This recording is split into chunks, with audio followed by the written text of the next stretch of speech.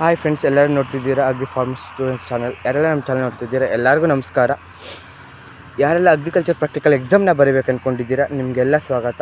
Already KCET application ಬಿಟ್ಟಿದೆ, ನಾನು ಹಿಂದೆ ವಿಡಿಯೋದಲ್ಲಿ ಹೇಳಿದೆ, ಮತ್ತೆ ಹೇಳಕ್ಕೆ ಹೋಗ್ತಿದ್ದೀನಿ.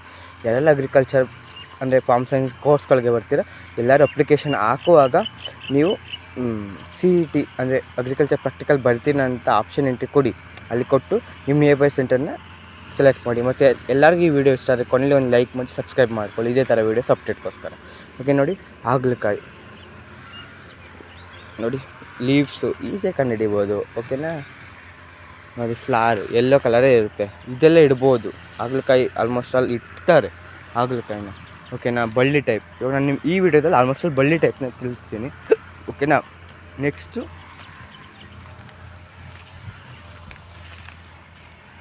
ನೋಡಿ ತೋಟ ಎಷ್ಟು ಚೆನ್ನಾಗಿದೆ ಅಲ್ಲ. ನೆಕ್ಸ್ಟ್ ಅಪ್ಕಮಿಂಗ್ ಬಂದು ಹೀರೆಕಾಯಿ. ನೋಡಿ ಹೀರೆಕಾಯಿ ಫಾರ್ಮೇಷನ್ನು ಇದನ್ನು ಹಾರ್ವೆಸ್ಟಿಗೆ ಬಂದಿಲ್ಲ, ಬಟ್ ನೋಡ್ಕೊಳ್ಳಿ ಇಷ್ಟು ಚೆನ್ನಾಗಿ ವೆರೈಟೀಸ್ಗಳನ್ನ ನೋಡಿ. ಹೀರೆಕಾಯಿ ಇದೇನಿಲ್ಲ ಗೊತ್ತಾಗುತ್ತೆ ಐಡೆಂಟಿಫಿಕೇಷನ್. ಮತ್ತು ಲೀವ್ಸು, ಅದು ಲೀವ್ಸ್ ಅಂತ ಗೊತ್ತಾಗಬೇಕು ನಿಮ್ಗೆ ನೋಡಿ, ಆಯಿತಾ. ಲೀವ್ಸ್ಗಳು ಗೊತ್ತಾದರೆ ನೀವು ಎಲ್ಲನೂ ತಿಳ್ಕೊತೀರ. ಲೀವ್ಸ್ ಅನ್ನೋದು ಅಷ್ಟು. ಮತ್ತು ಒಣಗಿದಾಗ ಹೆಂಗಿರುತ್ತೆ, ಲೈಕ್ ಡ್ರೈನೂ ಇಡ್ಬೋದು ಒಂದೊಂದು ಸತ, ಯಾಕಂದರೆ ನಾವು ಅವೆಲ್ಲ ನೋಡಿರ್ತೀವ ಅಂತ. ಪ್ರಾಕ್ಟಿಕಲ್ಲೇ ಹಂಗೆ ನೋಡಿ. ಓಕೆನಾ, ಡ್ರೈ ಹಿಂಗಿರುತ್ತೆ. ನೆಕ್ಸ್ಟು ಮತ್ತು ಬೀನ್ಸ್ ಫಾರ್ಮೇಷನು. ಬೀನ್ಸ್ಗಳೆಲ್ಲ ನೋಡಿರ್ತೀರ ನೋಡಿ. ಹಾರ್ವೆಸ್ಟಿಗೆ ಬಂದಿದೆ, ಕಿತ್ಕೋಬೋದು.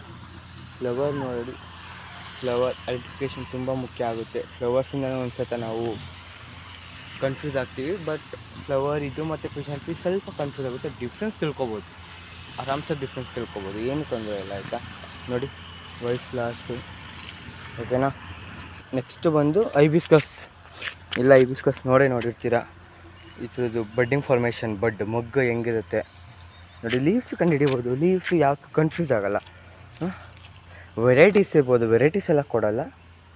ಫ್ಲವರ್ಸ್ ಕಲರ್ ಇದ್ದರೂ ಒಂದೇ ಫಾರ್ಮೇಷನ್ ಅಲ್ಲ, ವೆರೈಟೀಸ್ ಇಸ್ ಲೈಕ್ ಬಡ್ಡು ಮತ್ತು ಕಲರಲ್ಲಿ ಅಷ್ಟೇ ಚೇಂಜ್ ಇರುತ್ತಲ್ಲ ನೋಡಿ, ಕಂಡುಹಿಡಿಬೋದು. ಮತ್ತು ರೋಸು, ಸದ್ಯಕ್ಕೆ ಈ ಪಾಟಲ್ಲಿ ರೋಸ್ ಬಿಟ್ಟಿಲ್ಲ, ರೋಸ್ ಗಿಡ ಈ ಪಾಟಲ್ಲಿ ರೋಸ್ ಬಿಟ್ಟಿದೆ. ಓಕೆನಾ, rose.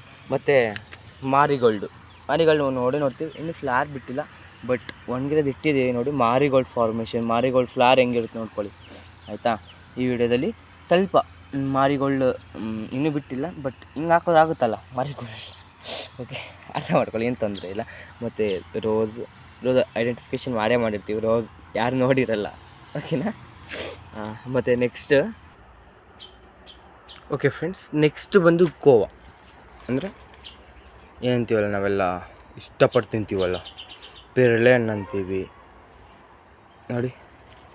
Khoa leaves like green ಇರುತ್ತೆ, ಬಟ್ ಇಲ್ಲಿ ಎಲ್ಲ ಫಾರ್ಮೇಷನ್ ಆಗಿದೆ ನೋಡಿ. ಲೀವ್ಸ್ ಐಡೆಂಟಿಫಿಕೇಷನ್ ನೋಡಿ. ಇದು ಅಪೋಸಿಟ್ ಫಾರ್ಮೇಷನ್ನು ನೋಡಿ, ಅಪೋಸಿಟ್ ಇದೆ, ಆಲ್ಟರ್ನೇಟ್ ಇಲ್ಲ, ಅಪೋಸಿಟ್ ಇದೆ ಇಲ್ಲಿ ನೋಡಿ. Opposite formation like leaves opposite formation ಇದೆ. ಒಂದು ಕಿತ್ತಿದ್ದಾರೆ, ಬಟ್ ಅಪೋಸಿಟ್ ಫಾರ್ಮೇಷನ್. ಇನ್ನು ಜಾಕ್ ಫ್ರೂಟ್ ಅಂದರೆ ಹಲಸಿನ ಹಣ್ಣು ಆಲ್ಟರ್ನೇಟ್ ಫಾರ್ಮೇಷನ್. ಹಲಸಿನ ನಾನು ನಿಮ್ಗೆ ಇನ್ನೊಂದು ವೀಡಿಯೋದಲ್ಲಿ ತೋರಿಸ್ತೀನಿ. ಈ ಮರದಲ್ಲಿ ಇನ್ನೂ ಬಿಟ್ಟಿಲ್ಲ, ಬಟ್ ಆಲ್ಟರ್ನೇಷನ್ ಆದಮೇಲೆ ಒಂದು ಈ ರೀತಿ ಇದೆ ಫಾರ್ಮೇಷನ್, ಆಯಿತಾ. ಅರ್ಥ ಆಯ್ತಲ್ಲ. ನೆಕ್ಸ್ಟ್